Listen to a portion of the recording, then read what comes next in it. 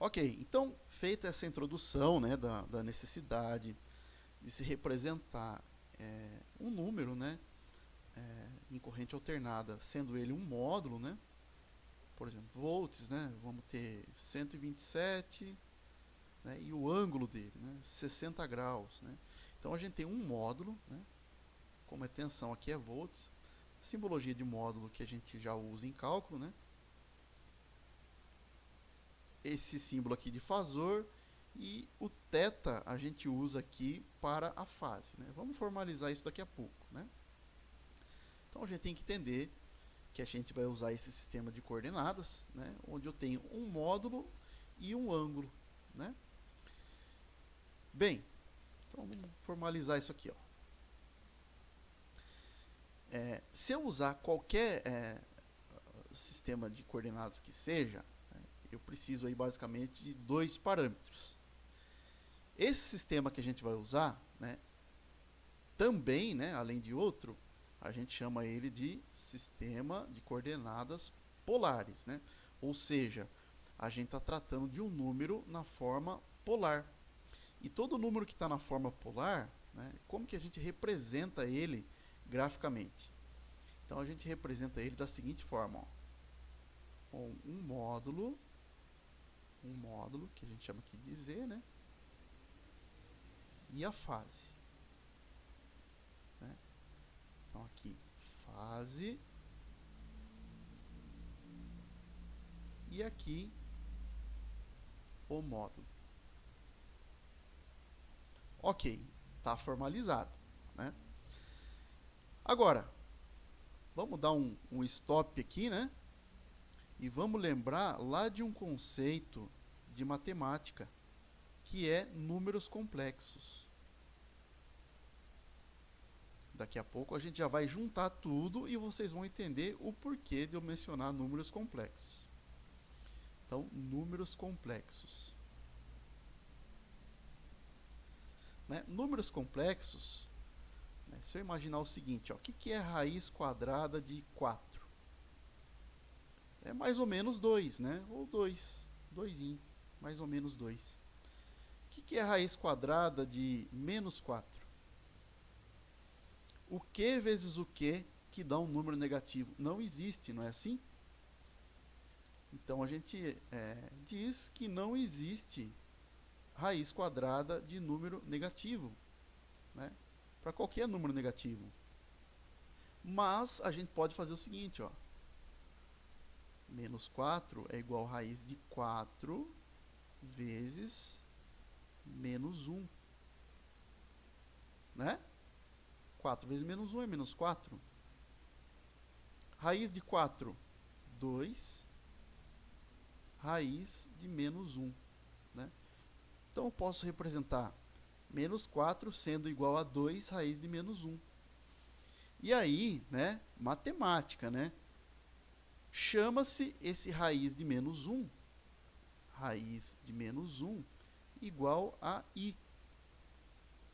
Ou seja, raiz de menos 4 é igual a 2i.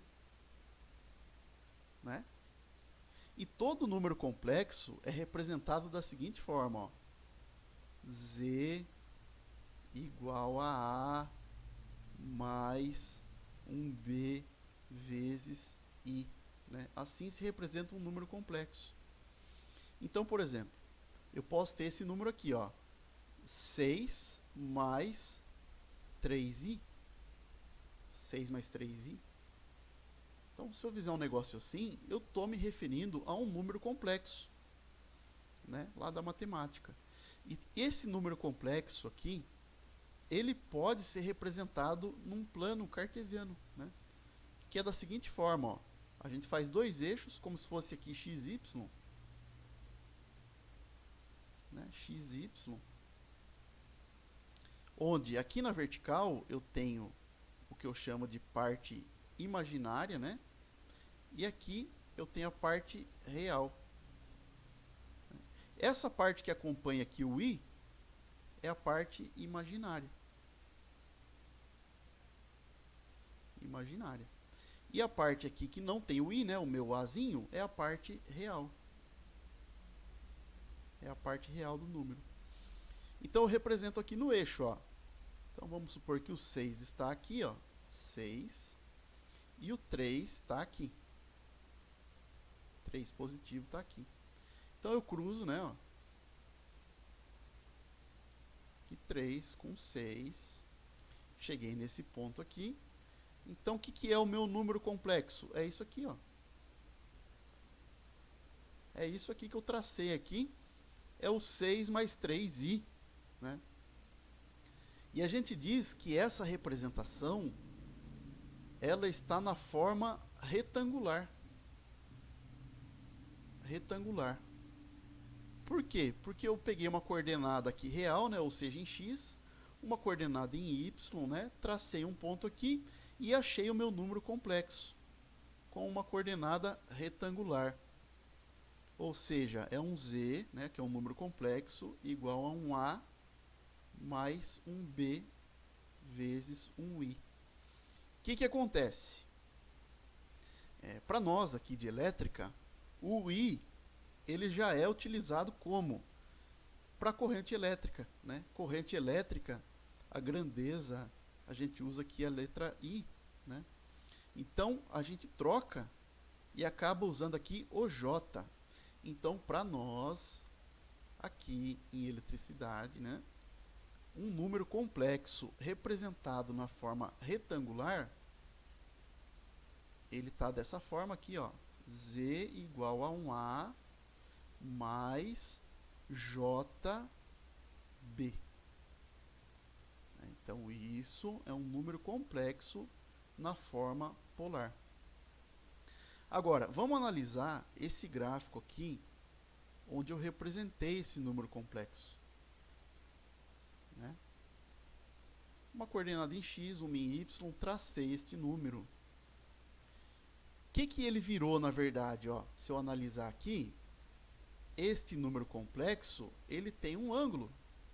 Em relação aqui ao zero, ó, na horizontal ao zero, então ele tem aqui um ângulo, né?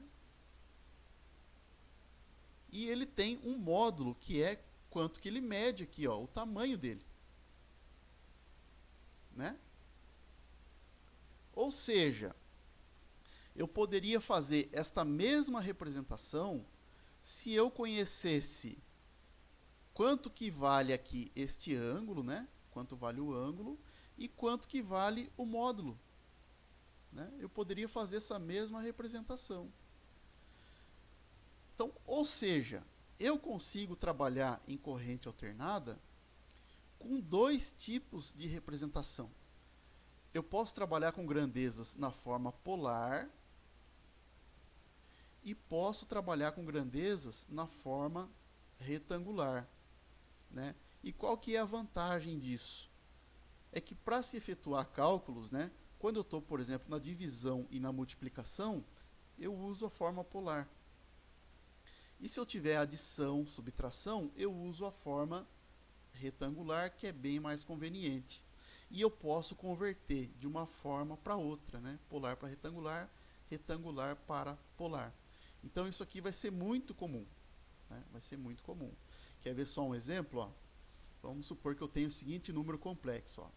Z igual a 3 mais J4. 3 mais J4. Como que eu represento isso? Então, faço aqui um eixo, né, do imaginário, o eixo do real, né, vertical e imaginário, aqui real. Então, aqui ele mede 3 e aqui ele mede 4. Ó. Vou cruzar aqui, ó. Então, esse é o meu número complexo, né? Deu isso. Como que eu pego e transformo para a forma polar? Na verdade, é um triângulo, né? Um triângulo onde a base dele aqui está medindo 3 e a altura dele 4. Quanto que vale esse módulo dele aqui, então? Ó?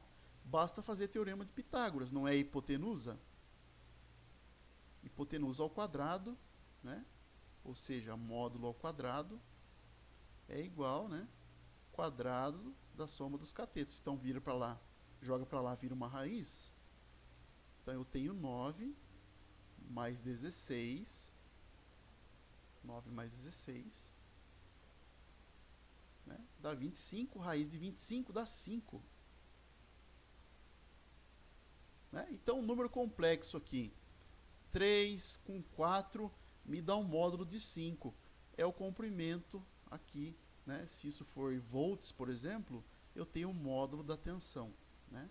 Então, a gente formaliza isso no próximo videozinho.